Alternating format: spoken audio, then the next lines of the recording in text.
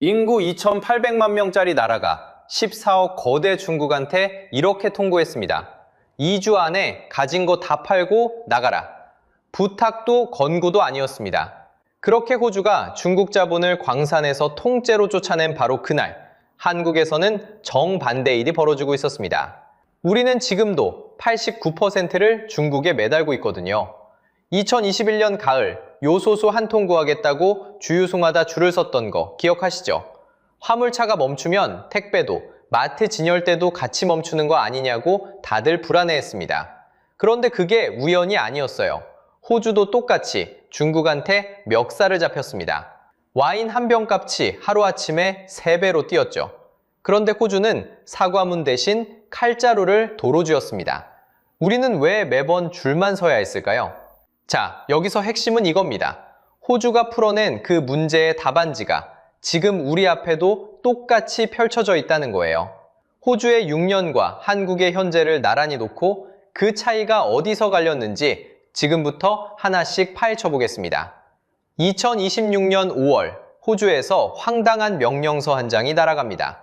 재무장관이 노던 미네랄스라는 광산회사의 중국계 지분을 향해 이렇게 통보합니다. 2주 안에 다 팔고 나가라. 16억 8천만 주, 회사 지분의 17%가 넘는 어마어마한 양입니다. 쉽게 말해 세입자한테 보름 안에 짐 빼라고 한 겁니다. 명령이 떨어지자 주가는 곧장 8% 넘게 빠집니다. 여러분, 좀 이상하지 않습니까? 호주가 누굽니까? 인구 2,800만, 그 큰 중국 앞에선 한참 약소국입니다. 그런데 그 호주가 중국 자본을 향해 짐 싸서 나가라고 한 겁니다. 도대체 무슨 배짱일까요? 이 장면을 이해하려면 6년 전으로 되감아야 합니다. 2020년 중국이 호주산 와인에 관세 218%를 매깁니다. 자, 이게 얼마나 무서운 숫자냐면요. 10만 원짜리 와인이 하루아침에 30만 원이 됩니다. 누가 사겠습니까? 결과는 잔인했습니다. 중국으로 가던 호주 와인 수출이 1년 만에 97%가 증발합니다. 100병 팔던 게 3병으로 쪼그라든 겁니다. 그게 끝이 아니었습니다. 보리, 석탄, 랍스터, 쇠고기까지 줄줄이 막혔습니다. 자, 여기서 핵심입니다. 왜 호주는 이렇게 속수무책으로 당했을까요? 그 시절 호주 수출의 약 40%가 중국 한나라로 갔습니다. 그런데 반대로 중국 입장에서 호주는 무역의 2%도 안 됐습니다. 장사 한번 해보신 분들은 아실 겁니다. 단골 한 명이 우리 가게 매출의 40%를 책임지면요. 가게는 그 손님 눈치를 봅니다. 메뉴도 가격도 그 사람 비위를 맞추게 됩니다. 호주가 딱 그 처지였습니다. 그런데 여러분, 이 이야기가 남의 나라일 같으십니까? 우리도 똑같이 당했습니다. 2021년 요소수 대란 기억하시죠? 트럭에 넣는 그 액체 하나가 떨어지자 차가 멈췄고, 차가 멈추니 택배가 멈추고 마트 진열대가 비었습니다. 똑같이 멱살을 잡혔는데 호주는 사과 대신 칼자루를 쥐었고 우리는 주유소에 줄을 섰습니다. 그런데 여기서 좀 이상하지 않습니까? 그렇게 당하던 호주는 어쩌다 칼자루를 주게 된 걸까요?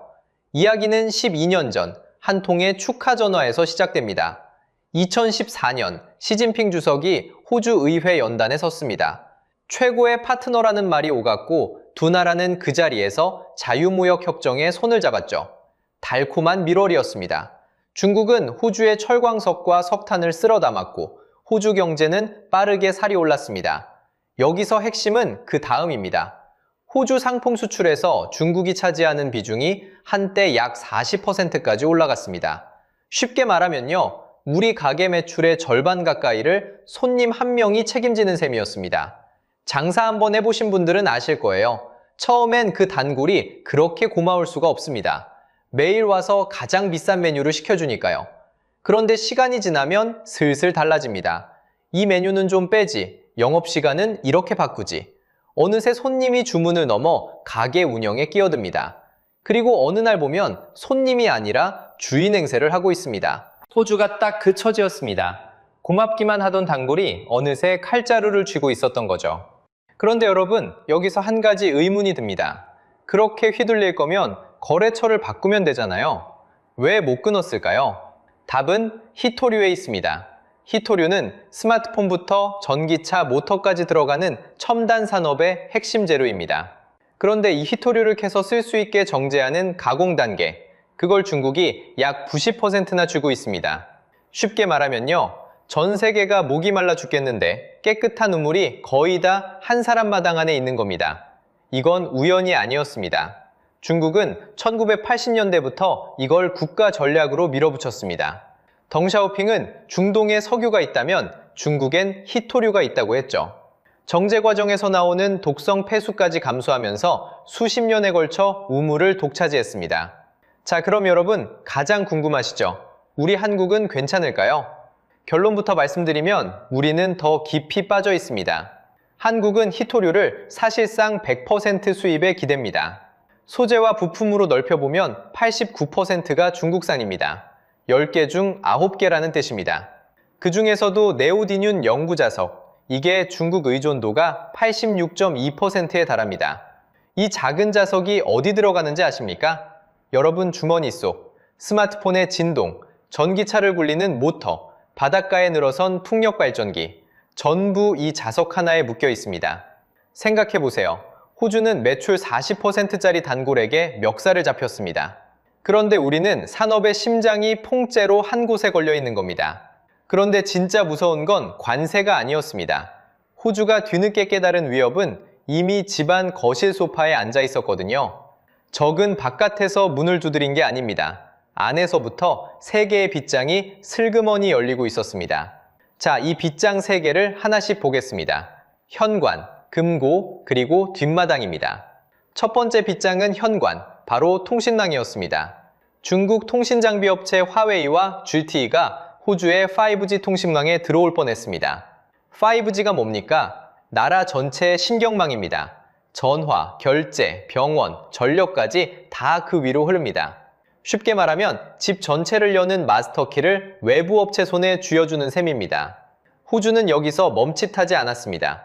2018년 8월 미국과 영국보다 앞서서 화웨이와 GTE를 5G 통신망에서 빼버렸습니다. 세계에서 거의 처음이었습니다.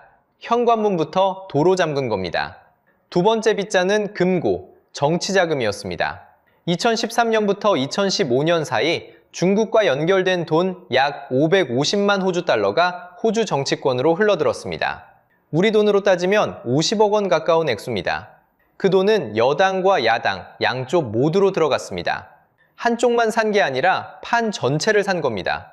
결국 한 상원의원은 후원 논란과 발언 문제가 겹치면서 자리에서 물러났습니다. 자, 여기서 핵심은 방식입니다. 정문이 막히니까 옆문과 뒷문으로 기어든 거예요. 표를 직접 사는 게 아니라 정치인의 입을 사는 방식이었습니다. 세 번째 빗장은 뒷마당, 전략자산이었습니다. 2015년 호주는 북부의 다위낭 운영권을 중국 기업에 넘겼습니다. 조건이 99년, 금액은 약 5억 호주 달러였습니다. 99년이면 거의 한 세기입니다.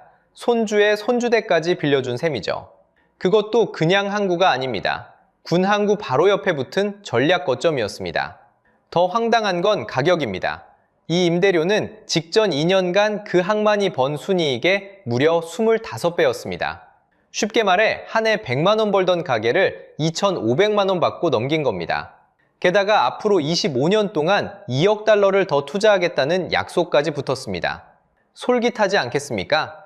항구 하나를 넘긴 게 아니라 그 지역 전체의 물류와 군사동선이 한 회사 장부 안으로 빨려 들어간 셈입니다. 돈 앞에서 뒷마당 열쇠가 너무 쉽게 넘어갔습니다. 자, 그럼 이 3개의 빗장이 우연일까요? 아닙니다. 중국이 호주에 들이민 14개의 요구 목록을 보면 노림수가 드러납니다. 그 목록엔 와인도 보리도 없었습니다. 화웨이를 다시 받아라, 언론을 단속해라, 대학을 손봐라, 외국 간섭을 막는 법을 거둬라. 전부 그 나라의 주권을 건드리는 항목이었습니다.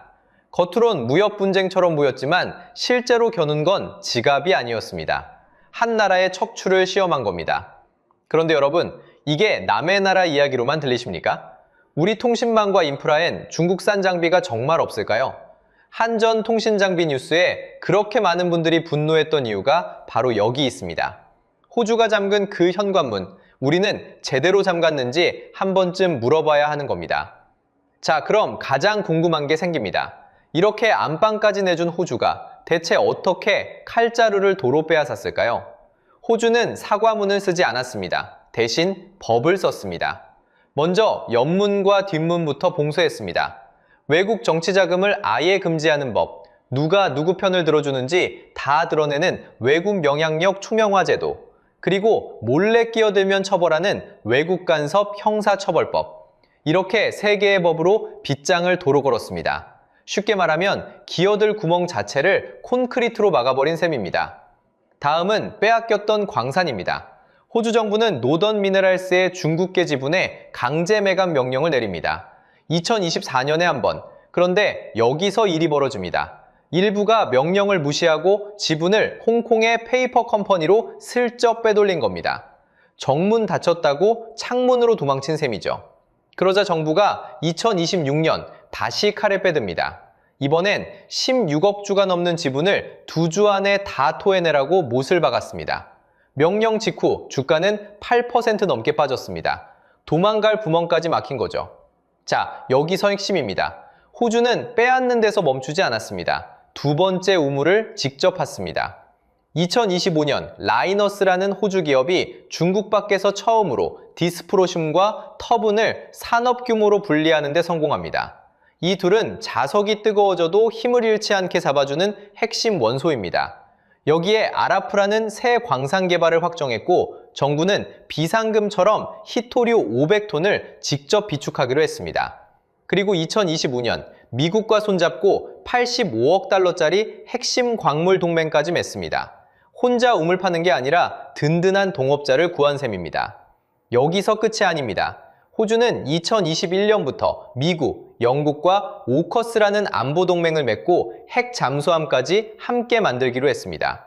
경제의 빗장을 도로 거는 동시에 머리 위에 안보의 우산을 새로 펼친 겁니다.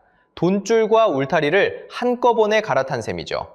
자원 문제 하나로 시작된 일이 결국 나라의 큰 방향을 통째로 바꿔놓은 겁니다. 사실 호주가 이렇게까지 한 데는 거울로 삼은 나라가 있었습니다. 바로 일본입니다. 2010년 일본은 중국과 섬 하나를 두고 부딪힙니다. 그러자 중국은 일본으로 가는 히토류를 사실상 잠가버렸습니다.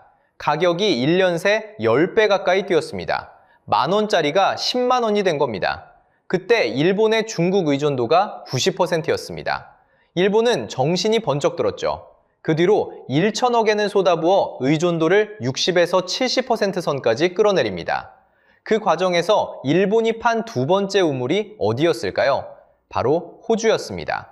그런데 말입니다. 박수치기엔 아직 이릅니다. 쫓아냈다고 끝이 아니거든요. 광산을 되찾았다고 진짜 독립일까요?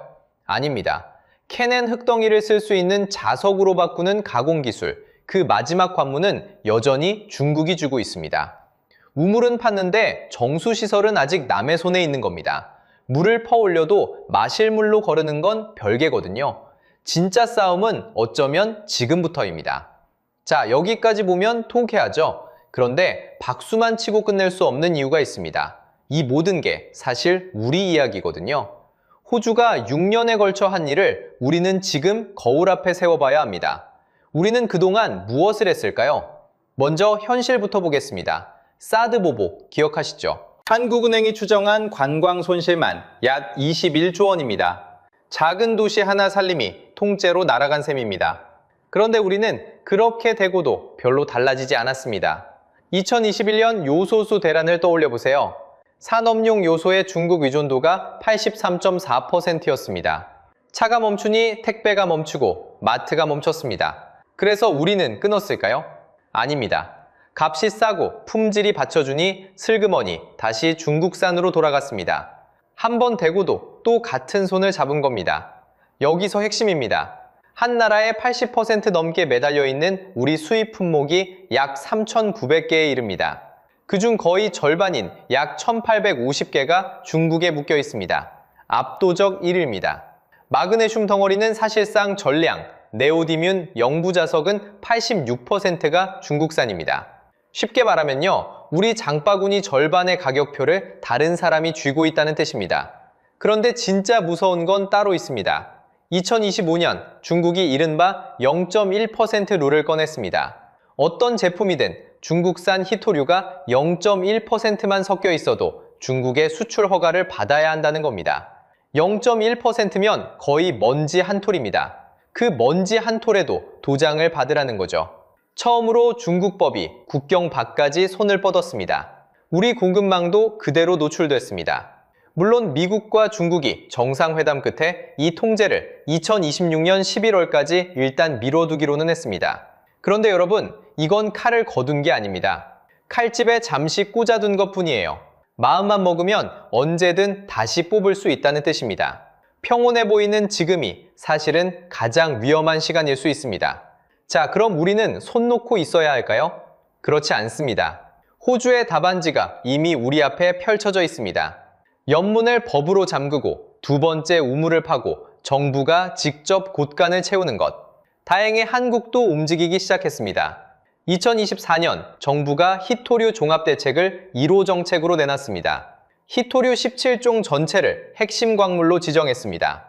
그리고 2030년까지 이 광물들의 재자원화율을 20%까지 끌어올리겠다는 목표를 세웠습니다. 쉽게 말하면요, 버려지는 폐 전자제품에서 자석을 도로 캐내겠다는 겁니다. 실제로 폐 컴퓨터를 모아 연구 자석을 회수하는 시범 사업도 시작됐습니다. 광산이 없어도 우리 집 서랍 속 고철이 작은 광산이 되는 셈입니다. 다만 진짜 문제는 따로 있습니다. 요소수 때 우리가 그랬던 것처럼 위기가 잠잠해지면 다시 싼 중국산으로 슬그머니 돌아가는 되돌이 습관입니다. 곳간은 평소에 채워둬야 비상 때 꺼내 쓸 수 있습니다. 위기가 닥친 다음에 우물을 파면 그땐 이미 늦었습니다. 결국 이 모든 이야기가 가리키는 답은 하나입니다. 한 곳에 다 걸지 마라. 너무 익숙한 말이죠? 그런데 이건 나라 살림에만 해당되는 말이 아닙니다. 여러분의 가게도 똑같습니다. 한 군데에만 모든 걸 맡겨두면 그쪽이 마음을 바꾸는 순간 내가 휘둘립니다. 분산, 결국 이 한 단어입니다. 자, 정리해보겠습니다. 호주의 6년은 운이 아니었습니다. 선택이었습니다. 통신과 정치, 그리고 전략자산의 빗장을 도로 걸어 잠갔고 마침내 두 번째 우물을 직접 팠습니다. 한국은 지금 그 호주를 바라보는 거울 앞에 서 있습니다. 차이는 단 하나입니다. 얼마나 빨리, 얼마나 멀리 분산하느냐, 그뿐입니다. 그래서 여러분께 묻고 싶습니다. 한국은 호주처럼 칼자루를 도로 줄 수 있을까요? 아니면 요소수 때처럼 또 줄을 서게 될까요? 여러분 생각은 어떠신지 댓글로 꼭 들려주세요. 오늘 영상이 유익하셨다면 구독과 좋아요 부탁드립니다. 시청해주셔서 감사합니다.